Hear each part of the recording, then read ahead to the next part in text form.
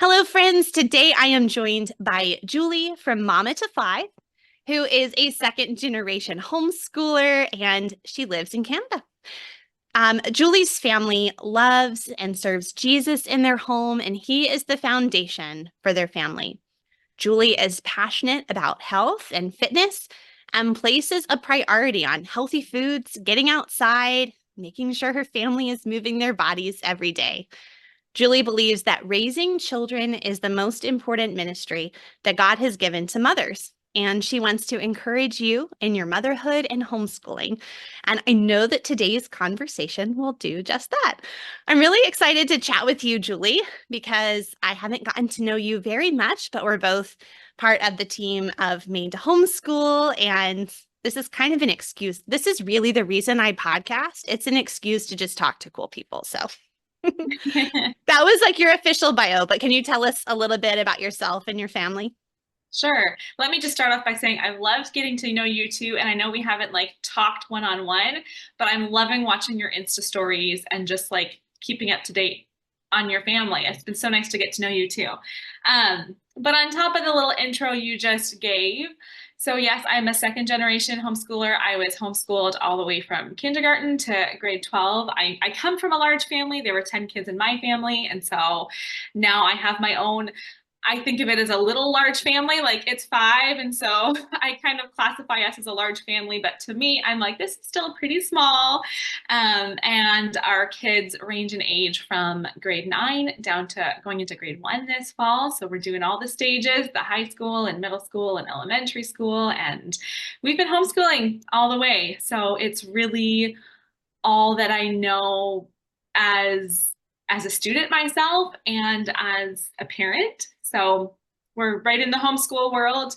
My husband and I, Andrew is my husband's name. We've been married for, oh, why do I have to think about this before? We got married in 2008, so it'll be 16 years this fall.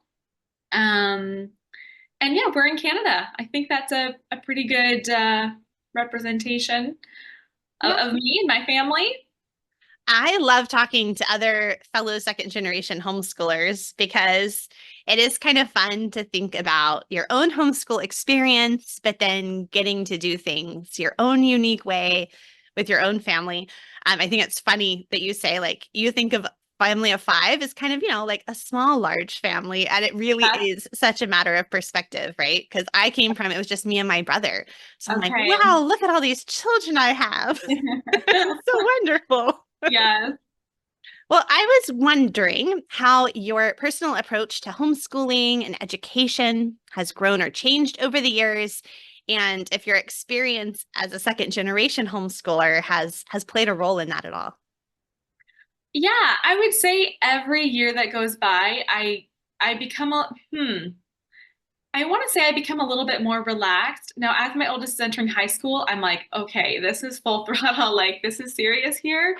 But I guess I've gotten to just gradually realize, especially in the younger years, like kindergarten, grade 1 and grade 2, just how simple the bookwork needs to be.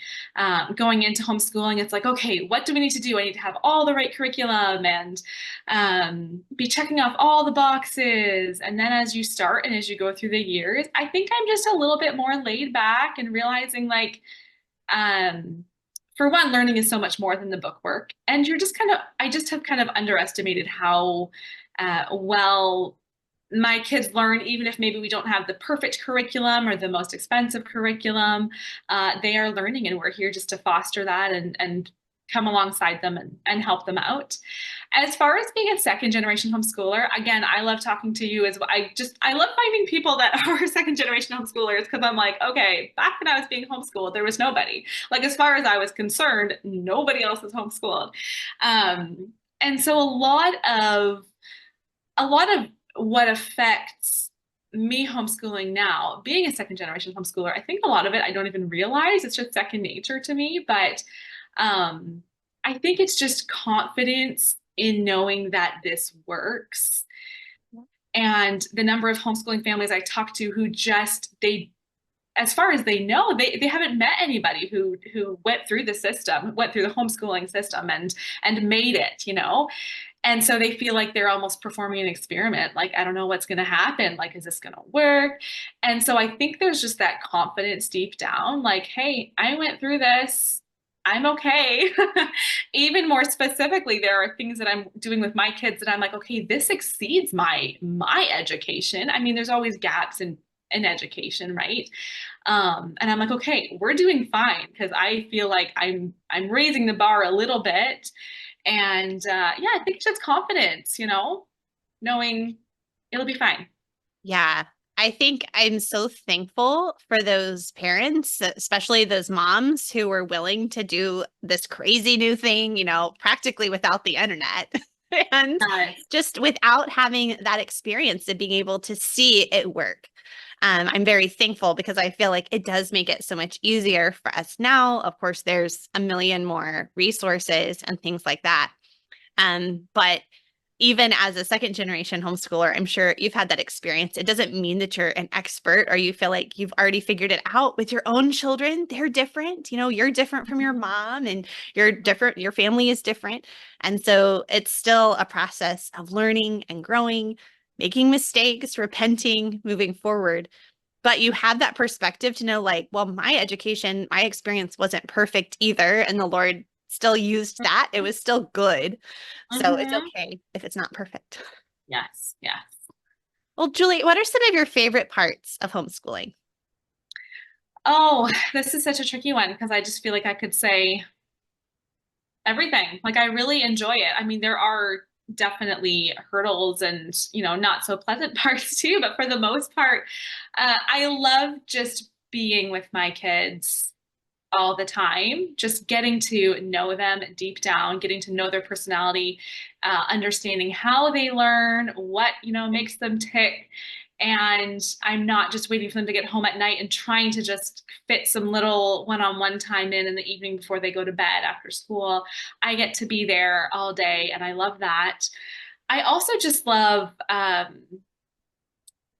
just seeing them learn, like something clicks, they learn how to read, they're sounding out words and they start to learn the basic math facts. And it's just great to be the one that's there by their side as they're learning.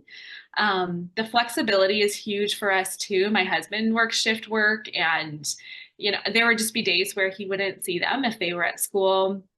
He and my husband always is able to take time off work in September. So that's been our habit lately as we go on family vacations in September. We do a big road trip. So we're gone for 3 weeks and it works because we can fit that into our schedule, which would be, very difficult without homeschooling. So yeah, I guess an endless list, but there are a few things I really like. Those are all really wonderful parts of Yes. homeschooling. I agree. Okay, well, so you said there's this amazing long list and you just love homeschooling. You can't think of, it's hard to pick just one thing you love. So, I mean, maybe I'm wrong. Maybe your homeschool is different from mine, but there's not always good days. Sometimes there are challenging parts of homeschooling too. What would you see as a challenge of homeschooling and how do you seek to overcome those challenges? Hmm. So, yeah, I think some of the parts that are the biggest blessings and advantages of homeschooling can also be the opposite. So, I am with my kids all the time. That's a positive. That can be a negative, right? You're not getting those breaks and you're always together, Sometimes personalities clash and you have to um, definitely seek the Lord and repent of, losing your patience or losing your temper. Um, and again, I stated that I was second generation homeschooler and there is confidence in that, but there is always still doubt. Like that's one thing, a misconception. People will be like, oh, so you've got this, you just got it. It's easy for you. And it's like, no, I still doubt at times, like, wait, do we have all the curriculum we need? Am I spending enough time on this subject? Am I spending enough time just on life skills and teaching manners and all the things that kids need to learn that are not in their school books? It's just part of life they need to learn. And it's like, wait, are there gaps that I'm missing here? Um, and again, it's just coming back to like, no, this is what God's called us to do here. And, we're powering through. It'll all be fine. And then again, just this year going into high school, I think just every year my oldest gets older. I mean, obviously every year, but every new grade we reach, there's just something else like, oh, great. Am I actually equipped to teach this level? Am I actually equipped to teach high school? Am I going to be missing things? What's the best curriculum for him? And then I would say probably the biggest challenge, and you're kind of in the same boat with your multiple kids in their different ages, is just dividing your time amongst all the kids and all their different levels. Like your high schooler needs a lot of assistance, but then your little kindergartner also really needs you just to sit there and read to him or help him form his letters. So definitely I am a big what's the word I'm looking for? No. Proponent? Proponent, is that the word? I think so. Of schedules and being organized. So I definitely have a schedule, and I'm not crazy strict, like we need to follow this, but I do have, this is what time of day we're doing this subject so that I can help this child while everybody else does their subject. And then the next, just making sure that the time is time management for myself, that I can help the kids who need it most on what subjects they need it most on. But yeah, definitely multiple kids. I don't know. I would say it's a little bit simpler now. I like babies and toddlers. I feel like that is hard. School and babies and toddlers. So now that they're all in school, I'm like new level here. Like it's not easy, but it's, they can all sit and listen and be obedient and, Yeah, it's a whole new world once they can like go to the bathroom themselves, buckle themselves, Oh my goodness. Yeah. cook, make their own lunch. Yes. Yeah. Well, one of the things I was noticing as I have looked at your YouTube channel and even in the bio you sent is that you put an emphasis on health and fitness. And I was wondering if you could kind of explore that a little bit. Why do you think that is important to prioritize as homeschool families? Hmm. So for me, health and fitness has always just been important to me. I've always enjoyed exercise and just eating healthy, trying to make good choices. And as parents, we need to be models for that for our kids. I think as the saying goes, more is caught than taught. And so if your kids are seeing that you're just making an effort, making a priority to move your body, maybe spend some time outdoors, go for a walk, just make better choices and in the kitchen, like what you're buying in groceries and all that. Your kids are learning from you too, right? And moving your body, kids need that. Like kids need to exercise too. It helps their brains to be, at their best. And obviously, we just all want to make the best effort we can to have health and longevity of life, which is priceless, right? So, Yeah. Yeah, it's easy to just focus on the mind and think about education or just pouring in information or even like thinking about our children's spiritual nourishment. But we forget that we're whole people, right? God gave us mhm. bodies, we're image bearers. And that way, Christ is incarnate in the flesh, right? And so that gives value to the actual like physical human body as well.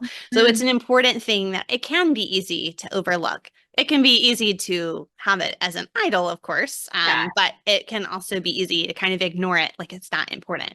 yes, exactly. Yeah, like the spiritual is important, but then the body's not, right? And it's like, Right. no, the spiritual is more important, but God's given us bodies to care for on this earth, right?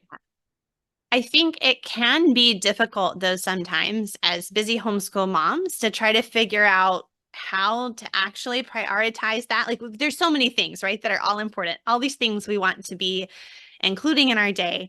So, what are some ways that a busy homeschool mom, can begin to improve their own or their family's nutrition, movement, time outdoors, all of those things? Hmm.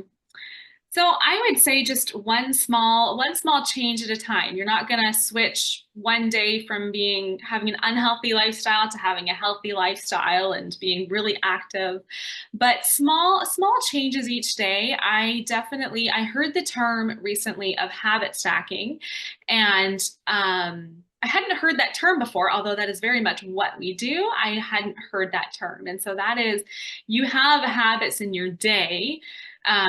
You're getting up in the morning, you're having breakfast, you're having lunch. Those are all habits. And so if you can stack a habit to that one, kind of layering it, or blocking it, I guess, like building blocks, that is a good way for that habit to stick. So like, okay, we get up in the morning, we have breakfast. Right after breakfast, we're going to go outside for 20 minutes and play. So put a timer on, or just that will become your habit. After breakfast, we go outside, or whatever works for you for your day. But that's just an example. Or maybe as a mom, maybe you can set your alarm 15 minutes earlier and just get up in the morning and do a light workout. Find, like, there are endless videos on YouTube where you can do some cardio if you really want to get into it. You can do some Pilates if you just want some light movement for your body, or go for a walk. And then same with health and nutrition. If you can just maybe, okay, every day we're gonna have some vegetables for lunch, or with lunch, not for lunch, but serve, some cucumbers on the side with your sandwich, or put lettuce on your sandwich, or just making smart choices. And yeah, I would say just little changes, right? Each week or every couple of weeks, just make a small switch for your family, and that will become a habit. I think that's encouraging to focus on those sort of small changes that you can make over time, because so often it's easy to fall into like this all or nothing mentality, right? Like either I go and run for an hour or I just don't do anything because like a 5 minute walk around the block doesn't count or something like Yeah. that. And sometimes all you have is the 5 minutes, the 10 minutes. And so just to use the time that you do have, same thing. I've actually told this story. I remember many years, well, I guess my oldest was probably a toddler at the time. And I was doing all this research and like wanting to be healthy. And I was like, we should be eating all organic all the time. And the reality was that that was just not in our budget. Like that we just couldn't do that. And so I have this distinct memory one time of going to the store and like in this sort of miffed mood, like, oh, if only we could have this food that was going to be so much better for us. And I would always go first to the meat where it was like the about to expire meat, and that's on discount or Mhm. whatever. And I Mhm. remember going in that time with this horrible rotten attitude in my heart. And all of the meat that was marked down was all the organic grass-fed, fancy pants meat. Aw. And it was like the Lord was reminding me, like, I love you. If that is what is your best, if that's what's best for you, and I think you need that, like, I can make sure you can get the nice, fancy organic meat or whatever. But in the meantime, you need to trust me and do what you Mhm. can do what's best. And I think sometimes that just is a good way of thinking about a lot of these issues, because we can get all wrapped up in them and just throw it all out like, well, I can't be perfect at it, so I guess I'm just not going to do anything. And so I Mhm. like your reminder to just do those small things. What can you fit in? What can you stack with the Yes, other yes, habits? yes, even 10 minutes, right? Like that's something. Yeah. Yeah. Well, do you think there are any misconceptions around this idea of health and wellness? And what do you wish other homeschooling moms knew? Hmm. So one thing that people will say to me is, I don't know how you have the energy to work out. And I feel like people just don't understand that you have to push yourself to work out, and then you'll have the energy afterwards. Mm. So I get up in the mornings, and that's just what works for my schedule, is to get up and work out first thing. And like, you better believe I have to drag my butt out of bed every single time, because it's just like, do I want to get up and first thing I do is start lifting weights? Like, no, I would rather just sit on my rear on the couch for sure. But um you work out, and it's just that it makes you feel so good. It gives you energy to face all the tasks you have for the day as a result of doing that exercise. And getting fresh air, like so revitalizes you. I can't talk today. Going outside, go for a walk, get some fresh air, and that energy will come after as a result. As far as healthy eating goes, I think one of the misconceptions is that healthy eating is expensive. And it can be, if you're going like you were years ago and trying to find everything organic, it can be expensive. But your prepackaged meals are expensive. A lot of the snacky items like chips and treats and stuff, those are expensive. Um, I think here's what I think healthy eating, if it's not expensive, it is time consuming. I think that's like you're kind of choosing one or the other. Like you could get all the or like prepared organic foods and healthy, healthy foods that are prepared for you, and that's expensive, or you just have to, make things yourself. So it can be time consuming, but you can simplify it, have some extra fruits and vegetables. If you have time to make your own bread, or just make a switch from white bread to whole wheat bread, or just those little things that maybe don't affect your budget a lot. But yeah, buying in-season fruits and always stocking up when meat is on sale or your dairy products are on sale. But it doesn't have to be expensive. You can make healthier choices within the budget that you already have set. Yeah. And the really great thing is if you have a kid who really gets into baking, my daughter a few months ago was like, Mom, do you mind if I make all our bread now? Because Awesome. I used to make bread, but this has not been a season of time where that has been a place I've been able to invest my time. But I was like, oh, sure, Emma, feel free, feel free. So it's I been love delicious that. and nutritious and Yes. cost effective too. So. Yes. Awesome. Well, Julie, this has been really wonderful. Before I move to the final questions, I want to ask you, do you have like a playlist on your YouTube channel kind of related to these topics? And if so, I'll make sure to get those links in the show notes. Yeah, I need to be better about like making playlists. I do have a playlist called Homeschool. And so it should have all of my homeschool content. And then so here's one thing I do have.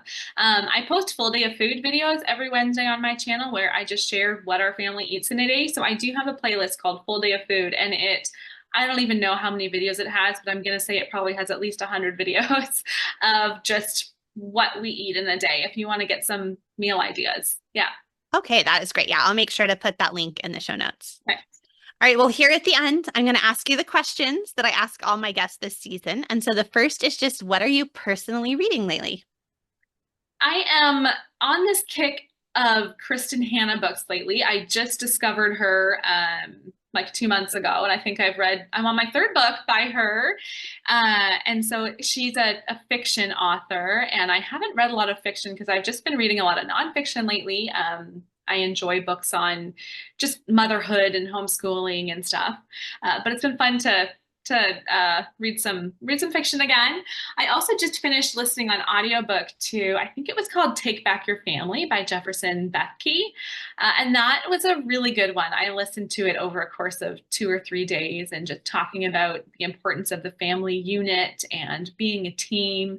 And that was a really good title. I think I interviewed Dorinda Wilson. Now, through the magic of podcasting, I actually don't know yet whether that episode will have already gone live when people are listening to this one or not.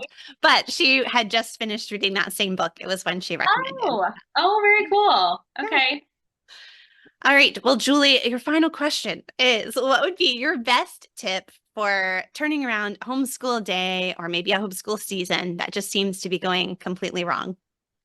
I wouldn't say we've had homeschool seasons that feel off, but absolutely days, definitely days. And sometimes that's kids' attitudes, probably more often it's mom's attitude, these off days. I'm like, wait, like the kids are just like doing this and that, and they're being mean and rude and whatever, all these things. And I'm like, yep, and I'm doing all those things too. So I would say on those days, one thing is just going back to the basics. Like, okay, we're just going to go sit and read aloud. Reading aloud is just for one, it just brings us all together. We're all just no one's working on their individual subjects. We're just going to sit, we're going to read aloud. And that kind of draws us closer together doing that. Or definitely, again, outside time, we'll go outside or we'll go for a walk. I think often we just need a little break from what we were doing at that moment. Um, yeah, I Yeah, I think think that, those are great tips. yeah, Yeah. that's usually what we would look. Especially acknowledging that sometimes it's mom's attitude that's the Yes, problem. We like to yes. think I it's mean, the kids. sometimes I just need to say, okay, kids, keep going on your work.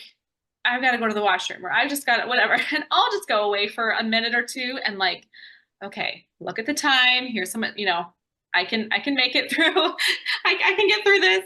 But yeah, sometimes moms need a little time out, right? Yes. Drink some water, do some jumping jacks, read a book, Yeah. ignore the dishes if you need to. Yes. Yes. Get outside with the kids, right? I am very guilty of that where I'm like, kids, go outside. You need to go outside. And then I'm like, I just have so much to do in the house, right? They go outside and I'm doing housework or whatever, but I need to make myself go outside. And that just, your perspective can just shift when you're outside and fresh air and sunshine and just a change of scenery, right? Definitely. And then you're also modeling what you want your children to do Yes, too, right? It's not just do what I say, but no, this yes, actually is a value. This actually is important for yes. real. Yeah. True, true. Well, Julie, where can people find you all around the internet? So mainly I am on Instagram and YouTube. So on YouTube, I'm Mama25. Five is written out as a word. You can probably find me if you write out the number 52. And then on Instagram, it's mama.2.5. Again, the word TOFIVE. Great. And I will have links to those accounts in the show notes for this episode over at humilityanddoxology.com. And Julie, it was just a delight to get to chat with you today, to get to know you and your homeschool a little bit more. If you are listening to today's podcast, please make sure that you're subscribed in your podcast app, that you leave a rating and review, that you pass on the episode to a friend you think would be encouraged. And if you're watching on YouTube, make sure you subscribe so you don't miss future homeschool conversations.